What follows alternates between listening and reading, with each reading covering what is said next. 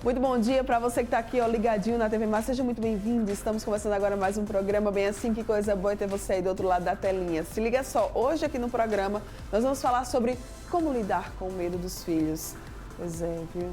Precisa de uma preparaçãozinha aí. Já já nós temos muitas dicas para você.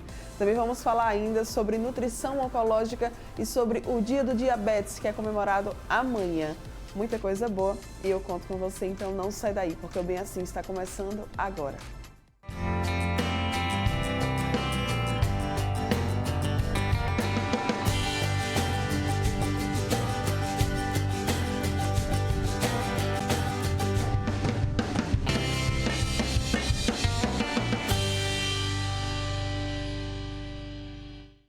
Muito bom dia mais uma vez para você que está aqui, ó, ligadinho na TV Mar, você que nos acompanha pelo canal 25 da NET, pelo portal gazetaweb.com, pelo nosso aplicativo da TV Mar, né? E tem ainda o pessoal que nos assiste também pela nossa fanpage lá no Facebook.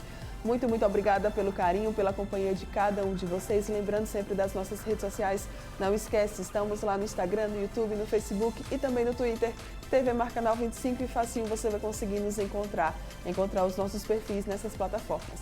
E tem ainda também o nosso WhatsApp, que é por onde você consegue conversar diretamente com a nossa produção. Estamos te esperando.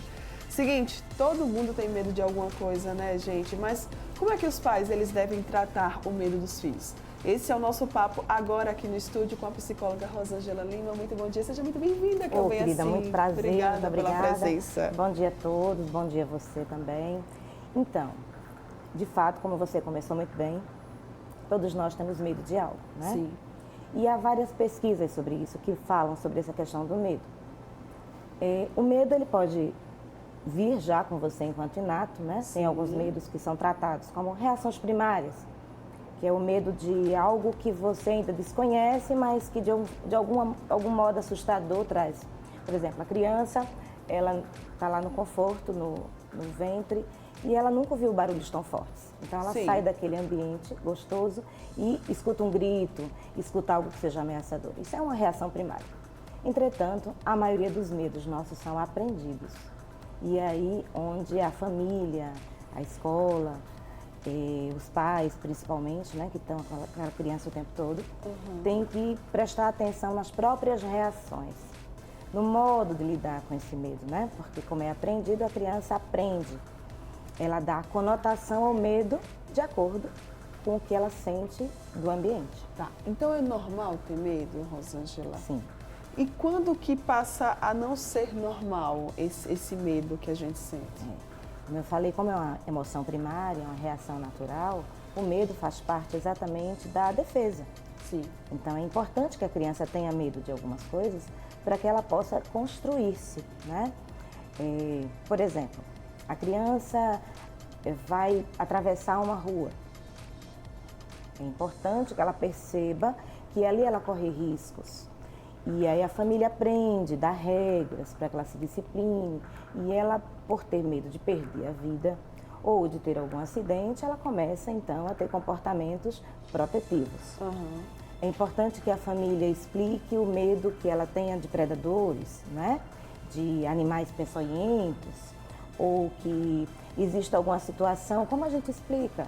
Olha, não vá com estranhos, cuidado para não cair, aquilo machuca. Então, são medos que são importantes ela aprender e que isso é defensivo. Certo. Entretanto, quando esse medo começa a atrapalhar o convívio social da criança, afastá-la do cotidiano, ela ter medo de brincar. Sim.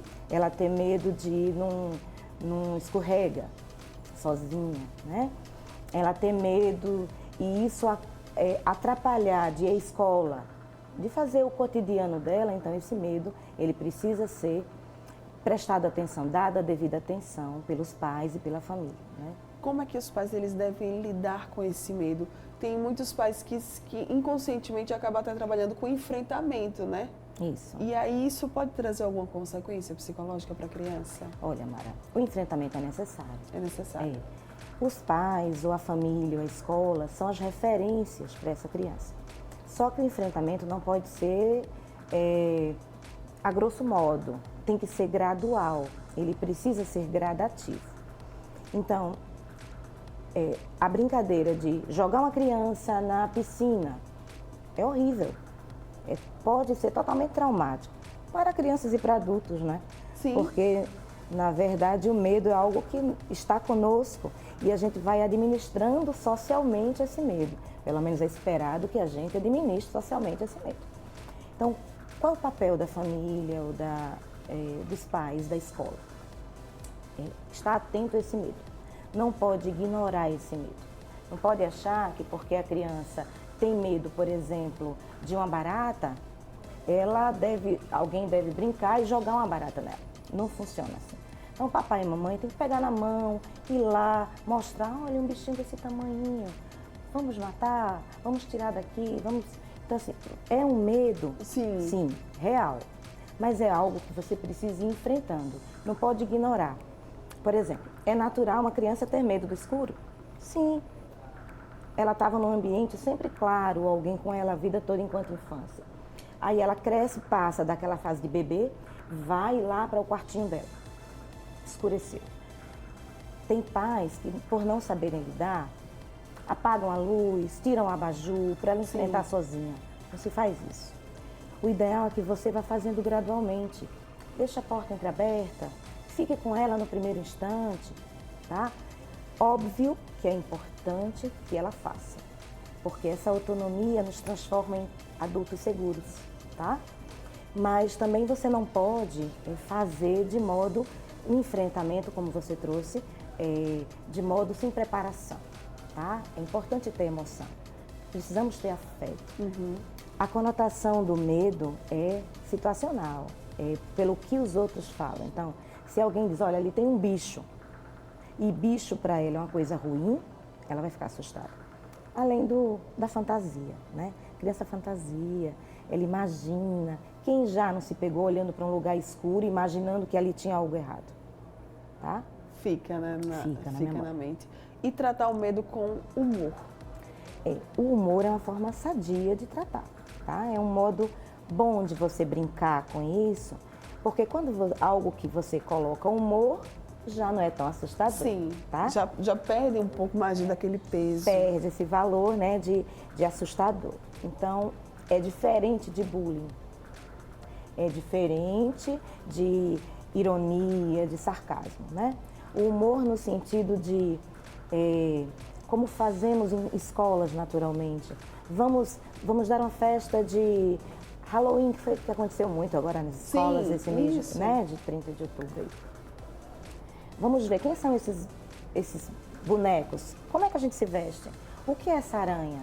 Então vamos brincar com ela enquanto plástica, né? Vamos brincar no escuro, pai, mãe, vamos fazer a nossa cabana no escuro, vamos apagar as luzes e ver as estrelas, vamos viver esse escuro juntos, né? Então é uma forma legal de brincar, tá? Vamos rir disso. É diferente, porque quando você ri junto, é humor. Né? Quando você ri do outro, já não aí é bullying, humor. né? Quando você perde esse valor de brincar, já não é engraçado para a criança. Assim como não é engraçado quando os adultos riem do medo da criança. Sim. Também não é legal. Tem isso, que tem muitos pais, até mesmo responsáveis, que ficam assim, porque olha, fulaninho aqui tem medo disso. E ainda conta. Para todo mundo, né? A criança, ela não vive isso bem, ela não lida com isso legal, nem o adulto lida, disfarça. Então, a preocupação aí é como fazê-lo, né? Fazer tem, porque a autonomia se faz necessário. Durante a vida a gente tem outros medos, a gente só vai trocando de valores enquanto medos, né? Tem pessoas que têm medo de falar em público, Sim. por exemplo, né? Eu tenho diversos alunos que o fazem. Mas a gente vai fazendo enfrentamentos graduais. Aconselho as crianças a falarem dos seus medos para os papais. Porque também é importante a gente saber, enquanto criança, tem criança que tem medo de falar sobre, tem vergonha, né? E eu aconselho os papais a estarem atentos, tá? Assim como os familiares, porque às vezes não é o papai que está em casa, Sim. não é a mamãe que está em casa, né? Nesse nosso modo cotidiano de ser. Então, uma tia, um sobrinho, uma babá, preste atenção, vai com ela, vai com ele. Vamos fazer também, né? Vamos junto, vamos ver o que é aquilo. Então, sempre perguntando e buscando entender essa emoção né? Essa noção de medo. Que situação foi essa? As situações vividas também podem nos causar medo ou enfrentamento. Por exemplo, histórias de alguém que já passou por aquilo, tá? Então é natural. Uma criança que teve sei lá, num carnaval, alguém fez uma brincadeira, ela não estava acostumada e vieram todos vestidos de personagens e ela ficou assustada. Para ela vai fantasiando e poderá mais na frente ficar com medo de fantasias, assim como tem de palhaços, situações onde ela não estava acostumada. Então, esse medo precisa ser valorizado nesse sentido, tá? Não é super valorizado. Tá. Por que eu digo isso também? Porque às vezes tem papai e mamãe que tem tanto medo que a criança caia que não deixa ela brincar. Que super protege, não, é super protege, né, isso. Rosângela? E aí termina a criança ficando com medo de ser criança, que é um medo do papai e da mamãe. Sim. Né? Então, a gente precisa cair para poder aprender a levantar. Você falou desse medo do papai e da mamãe. Tem medos dos pais que são passados Totalmente. para os filhos? Totalmente. Como a maioria dos medos são aprendidos, exceto os que são de sobrevivência, que eles também vão tendo conotações diferentes.